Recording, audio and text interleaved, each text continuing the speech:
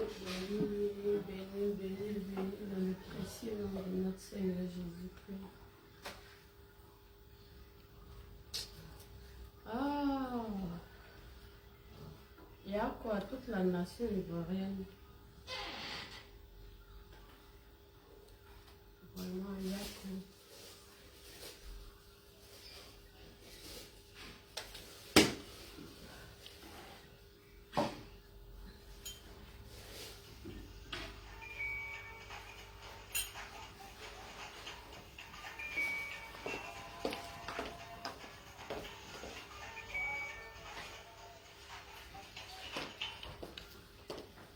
Allô, monsieur? Allô, monsieur? Allô, monsieur?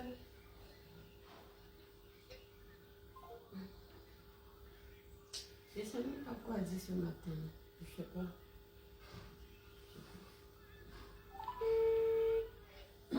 Mais monsieur, je suis en direct. Je suis en direct. Quand je finis, je t'appelle. Ok, je suis en direct. Je t'appelle tout à l'heure. Moi, je serai là-bas tout à l'heure. Oh, ok, ok. À tout à l'heure.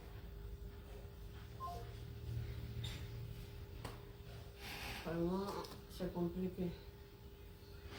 Moi, j'ai un seul message pour tout le monde. J'ai un seul message. Cherchons réellement Dieu. Sincèrement, je vous parle avec mon cœur ce matin. Cherchons réellement Dieu. La vie est éphémère. La Bible dit tout va passer. Toi-même, tu vas passer. Moi, je vais passer. Il y a une seule chose qui ne passera pas, c'est la parole de Dieu. La Bible dit ne passera pas un seul iota de la parole de Dieu. Ce qu'il a dit là, c'est ce qui doit s'accomplir. C'est vrai, on a besoin d'argent, on a besoin de voiture, on doit voyager, on doit se marier. Tout ça, c'est vrai. Mais il y a une seule personne qui donne ça, c'est Dieu. S'il t'a donné, Dieu merci. S'il ne t'a pas donné aussi, Dieu merci. Le plus important, sur la terre, là, nous tous, on est venus pour une mission. Est-ce que tu connais ta mission? Est-ce que tu connais ta mission? Je vous dis toujours, on ne va pas aller en enfer parce qu'on a péché, non. On ne va pas aller en enfer parce qu'on a tué, non. Ou bien on a menti, on a volé, non. Parce que si c'était ça, là, Dieu n'allait pas nous donner ce corps rempli de péché. Là. Ça veut dire, avant même notre naissance, on est déjà pécheur, depuis le péché original. Depuis le péché originel, on est déjà pécheur. À cause d'Adam et puis Ève dans le jardin d'Éden, toute personne n'est née pécheur. C'est pourquoi la Bible dit, tous ont péché et sont privés de la gloire de Dieu. Nous tous là, on est pécheurs. Nous tous là, on est privés de la gloire de Dieu. Maintenant, la seule chose qui peut nous permettre d'avoir la résurrection dans notre vie, là, c'est quand on va s'attacher réellement à Dieu et puis on va accomplir la mission pour laquelle il nous a fait venir sur la terre. Là. La Bible dit quand Jésus est venu accomplir sa mission, quand il a fini, là, c'est en ce moment-là, il a eu le nom au-dessus de tout nom. Sinon, au départ, il n'avait pas un nom au-dessus de tout nom. C'était l'ange Michael. Il était un ange comme les autres. Il était un ange comme les autres. Ouvrez vos Bibles et puis lisez-la. C'était un ange comme les autres. C'est quand il a fini d'accomplir sa mission. Hein? C'est en ce moment-là qu'il a eu le nom au-dessus de tout nom. Donc tu veux régner dans l'autre monde. Tu veux régner là-bas dans le ciel. Tu veux être au paradis. Accomplis ta mission ici. Sinon, nous, on n'a rien fait. On est né en même temps, on est pécheur. Un bébé qui naît, il est pécheur. C'est quel péché il a commis? Aucun péché. Mais c'est le péché d'Adam et d'Ève dans le jardin d'Éden là. C'est ça qui nous a suivis. Et c'est pourquoi Jésus il est venu donner sa vie. Pour nous réconcilier avec Dieu. Pour qu'on continue le processus. C'est pourquoi on est venu là. Pour qu'on puisse accomplir la mission. Pour que Dieu soit avec nous. Parce qu'avec le péché, Dieu ne parle plus aux hommes. Dieu donne dos aux hommes, il ne parle plus aux hommes. Donc lui, il est venu pour rétablir la communion entre nous et puis notre papa. Pour qu'on continue la mission. Parce qu'à la base, la mission, ce n'était pas que l'homme souffre. La mission, c'est qu'on mange tous les fruits du jardin sans souffrir. On finisse d'accomplir notre mission et puis on parte. Mais afin que les Écritures s'accomplissent, tout ce qui s'est passé, c'est passé. Je suis en direct, je suis en direct. Afin que les Écritures s'accomplissent, tout ce qui devait se passer, c'est passé. Les Écritures, c'est quoi? C'est la parole de Dieu que Dieu a libérée. Donc, pour chacun de nous, il a libéré une parole. On n'a pas tous la même mission. Il a libéré une parole. Donc, tant que tu restes dans sa présence, c'est celui qui t'a envoyé, qui t'a donné ton ordre de mission. Tant que tu sais ce qu'il attend de toi, tant que tu sais ce que tu dois accomplir dans ta mission, tu es tranquille. Allô? Oui. Je dis, je suis en direct. Merci. Donc, tant que tu es là pour accomplir une mission, tu l'as accompli la mission. La mission, tu l'as accomplie. C'est en ce moment-là, tu pourras aller au paradis. Parce que c'est pourquoi il t'a fait venir. Si tu as échoué, c'est en ce moment que tu vas aller en enfer. Sinon, ce n'est pas que tu vas pécher. Parce que la Bible dit, c'est le péché qu'il n'aime pas. Le péché, là, c'est ça, il n'aime pas. Sinon, le péché, c'est son enfant. Et c'est pendant même qu'on était pécheurs, là, qu'il a fait venir son enfant. Pendant que nous tous, on était pécheurs. Nous tous, moi-même ici dedans. Pendant que nous tous, on était pécheurs, là, c'est en ce moment qu'il a fait venir son enfant. Donc, il n'a pas de problème avec le péché. C'est avec le péché qu'il a un problème. Donc, il ne faut pas penser que c'est parce que tu vas pécher, mais parce que tu seras parfait, que tu vas aller au paradis. Non, ce n'est pas parce que tu seras parfait. Si tu es parfait, Dieu n'est plus Dieu. L'homme doit pécher afin que Dieu soit trouvé parfait. Lisez bien vos Bibles. L'homme doit pécher, ça veut dire qu'on n'a même pas le choix. On est obligé de pécher parce que c'est un corps de pécheur que Dieu nous a donné. Quelqu'un, tu es fabriqué à partir de la boue. C'est quoi qui peut sortir de toi? Ce n'est pas la saleté. C'est que la saleté qui peut sortir de nous et rien d'autre. C'est pourquoi il a dit, Paul, il dit, ma grâce te suffit. Ça veut dire malgré toutes tes imperfections, malgré tout ton yaya, ma grâce là, ça te suffit. Tu n'as pas besoin de quelque chose d'autre. Pourquoi tu veux être parfait? Si tu es parfait, Dieu n'est plus Dieu. Dès que tu es parfait là, Dieu n'est plus Dieu parce que c'est le seul qui doit être parfait. Donc l'homme doit pécher afin que Dieu soit trouvé parfait. Lisez vos Bibles. Je ne donne plus les références bibliques. Maintenant, là, vous allez chercher. Je ne veux plus les bébés spirituels. L'homme doit pécher afin que Dieu soit trouvé parfait. Donc, je veux m'adresser aussi à ceux qui jugent. Quand on a emmené la dame qui a commis l'adultère, Jésus a dit quoi? Il dit, vous qui n'avez jamais péché, lancez la première pierre. Il n'a pas dit, vous qui n'avez pas commis l'adultère. Elle, certes, elle a commis l'adultère, mais peut-être toi, c'est autre chose que tu fais. Donc, on dit que nous tous, là, on est pécheurs. Nous tous, on pêche tous les jours. Nous tous, on est méchants, on est mauvais, on est égoïstes, on est orgueilleux. Nous tous, on est tout ça. Mais Dieu dit, nous envoie pour une mission. Cherchons la mission pour laquelle nous sommes sur cette terre. Et puis, chacun va accomplir sa mission. Et puis, rentrer à la maison. La vie, là, ne dure pas. Tu penses que tu as trop duré sur la terre. Là. La Bible dit, le temps que tu dures sur la terre, c'est comme les tapements de l'œil de Dieu. Quand il tape son œil comme ça, puis il ouvre là. Le temps que tu dis, tu as duré, tu as fait 80, 90 ans, c'est comme lui, il tape et puis ouvre. Ça ne dure même pas. Mais l'autre côté où on va partir, c'est là-bas qu'on va durer. Et c'est pour là-bas qui est important. C'est pour là-bas qui est important. Donc si pour ici, là, n'est pas important, on n'a pas besoin de faire n'importe quoi pour accomplir les choses qu'on veut ici. Là. On n'a pas besoin de ça. Parce que tout ce qu'on va avoir ici, on va tout laisser pour partir. Je dis, on va tout laisser sur la terre là pour partir. Personne ne va monter avec sa maison ni sa voiture. Même tes enfants, même ton époux, il t'accompagne et puis il retourne à la maison. Même ton époux qui dit je t'aime et puis tu as dit oui à la mairie là. Arrivé au cimetière là, il va se retourner à la maison. Il ne va pas dire je l'aime tellement, enterrez-moi avec, tu as déjà vu ça, ça n'existe pas. Même ton époux, il va t'accompagner et puis il va rentrer à la maison. Ton épouse, elle va t'accompagner et puis elle va rentrer à la maison. Elle ne va pas dire tellement je l'aime à mourir, enterrez-moi avec lui. Ça n'existe pas.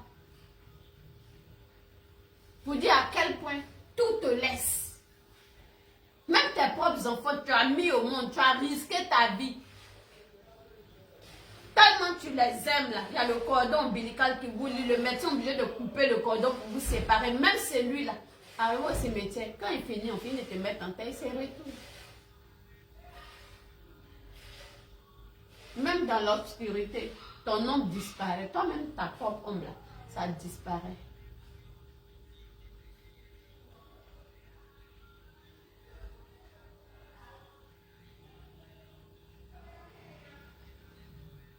Ta propre ombre là, disparaît dans l'obscurité. Allume la lumière, tu vas voir ta silhouette à tête, tu vas voir ton ombre à tête. Éteins la lumière, tu vas voir que ton ombre n'est plus là. Même dans l'obscurité, ton ombre disparaît. Ton ombre te lâche. Pour dire ce après quoi on est en train de mourir, de courir là, on va le laisser pour partir. On va le laisser pour partir. Il n'y a personne qu'on enterre avec son coffre. Il n'y a personne qu'on enterre avec sa maison. Donc faisons un peu attention. La vie là, ça va passer. La vie là va passer. C'est éphémère, ça ne dure même pas. Ça ne dure pas. Mais avant que ça passe là, chaque personne doit accomplir sa mission. Et on n'a pas toute la même mission, on n'a pas tous la même mission. Chacun a une mission. Rentrons dans la présence de Dieu pour lui demander ce pourquoi il nous a fait venir, pour qu'il nous montre, pour qu'on puisse l'accomplir et puis rentrer comme Jésus. Pour que chacun puisse accomplir sa mission et puis partir. Ce matin là, je vais me lever, je vais aller au travail. Rien ne me dit que je vais revenir. Même quand je vais revenir, il y a beaucoup qui vont plus rentrer chez eux à la maison. C'est leur dernier jour aujourd'hui. C'est comme ça la vie. Mais est-ce qu'avant de rentrer à la maison, là, avant de rentrer au ciel, c'est là-bas que j'appelle ma maison. Avant de rentrer à la maison, est-ce que j'ai accompli ma mission? Parce que c'est là, Je serai jugé. Est-ce que tu as accompli ta mission?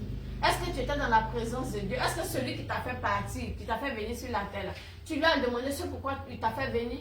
Est-ce qu'il t'a montré ce pourquoi il t'a fait venir? Est-ce que tu as accompli ce pourquoi il t'a fait venir? Est-ce que ta mission, tu l'as bien accomplie? Est-ce que tu as fait ce que tu avais à faire? C'est ce qu'on va te demander là-bas, les comptes qu'on va te demander là-bas.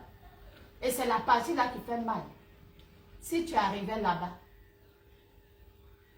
et puis on te demande, et puis tu n'as pas accompli, qu'est-ce qui va se passer? Qu'est-ce qui va se passer? C'est en ce moment-là, tu vas partir en enfer parce que tu n'as pas accompli ta mission. C'est en ce moment-là, tu vas partir en enfer. Non, Dieu n'a pas de problème avec tes péchés.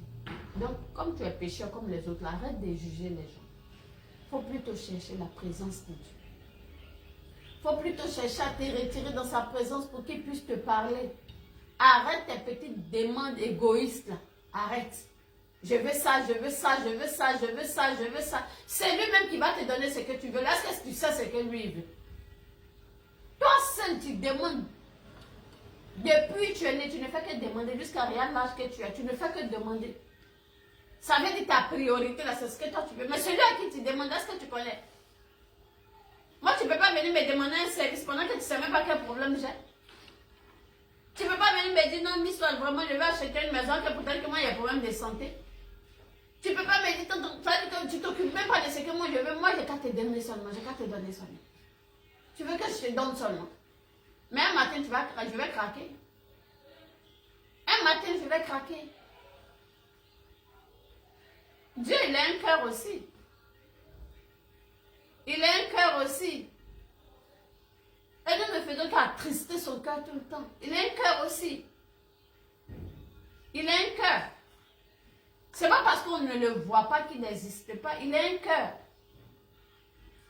Arrêtons nos demandes égoïstes. On pense à nous seulement. On pense à nous seulement. On pense à nous seulement. Au point où on est obligé de faire des crocs en jambes aux autres pour avoir ce que nous voulons. Mais c'est Dieu qui donne. Mais pour qu'il puisse te donner, il faut savoir d'abord ce qui lui plaît. Tu vas chercher à lui faire plaisir, puis maintenant en retour, il va te donner sans que tu ne détruises la vie des gens. Parce que c'est pourquoi tu es en train de faire tout ça. Tu vas tout laisser pour partir. Parce que tu vas partir, tu es obligé de mourir, tu vas partir. Nul n'est éternel sur la terre, on va tous partir. Mais tu pars comment? Tellement tu t'es focalisé sur le matériel, tu pars comment?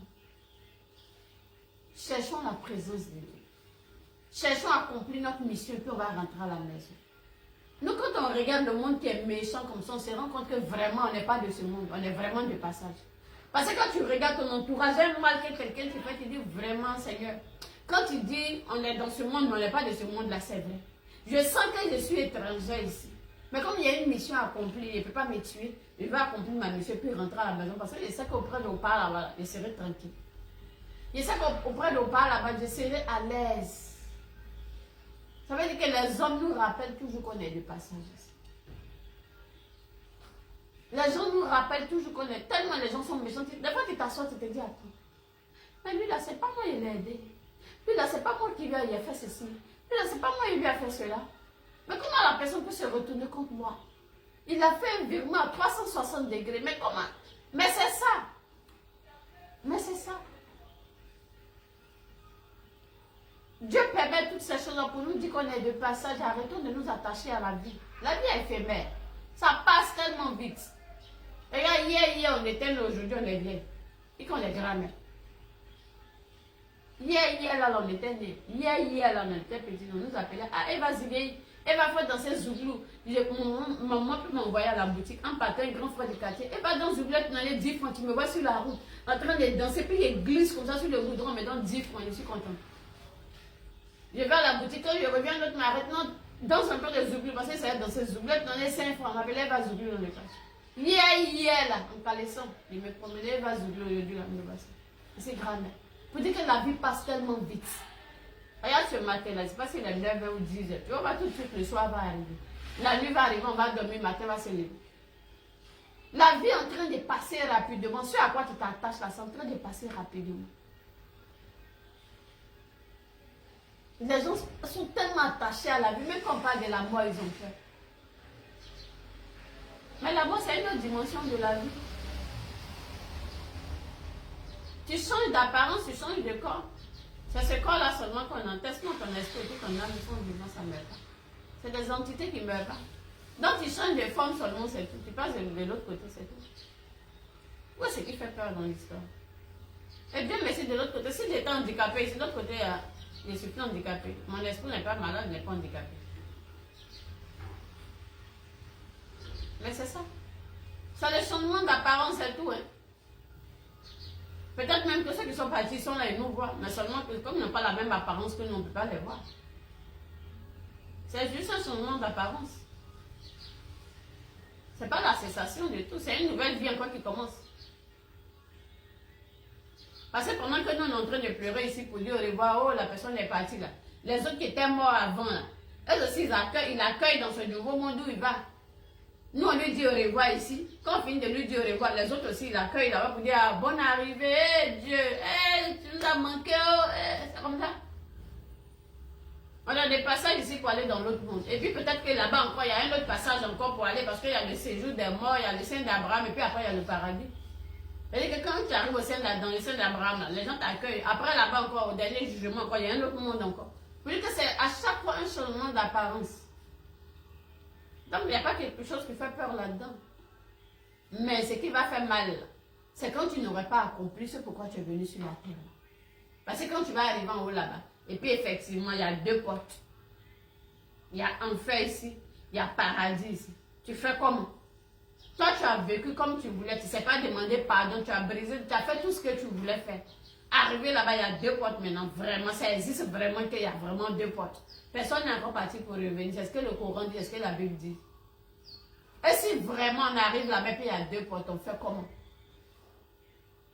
On fait comment? Tu n'as pas accompli la mission pour laquelle Dieu t'a fait venir. Toi, tu courais après le matériel, après les voitures, après les maisons, après les femmes, après les garçons. Tu as vécu comme tu voulais. Tu n'as même pas cherché à savoir ce que Dieu attendait de toi. Puis maintenant, tu mets, puis tu arrives là-bas, il y a vraiment deux portes. Tu fais comment?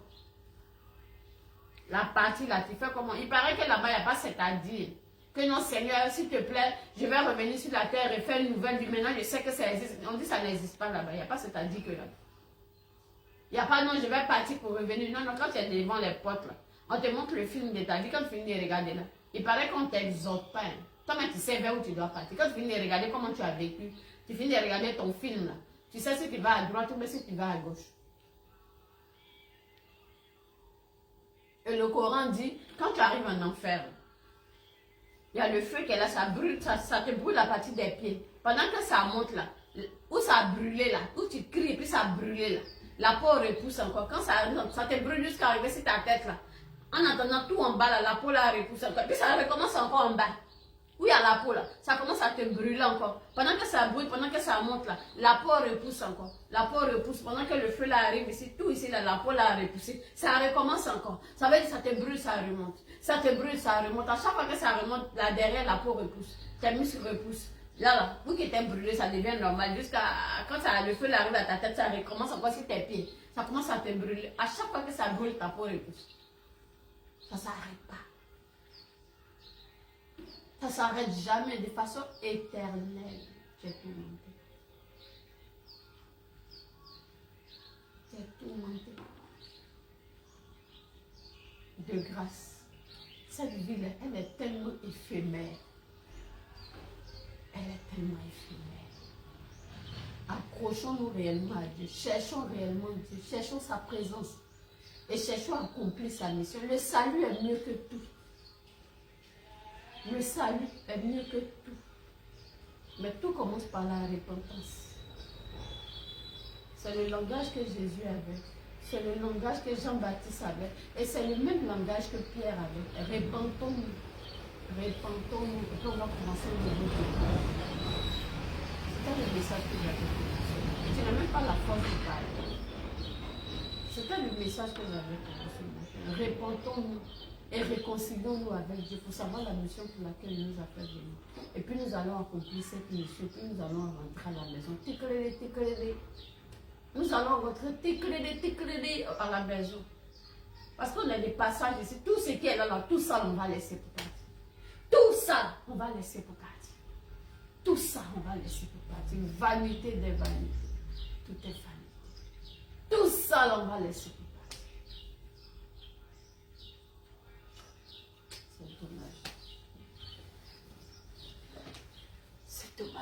c'est dommage, c'est dommage, c'est dommage. Soyez bénis encore, soyez infiniment bénis au nom de Jésus.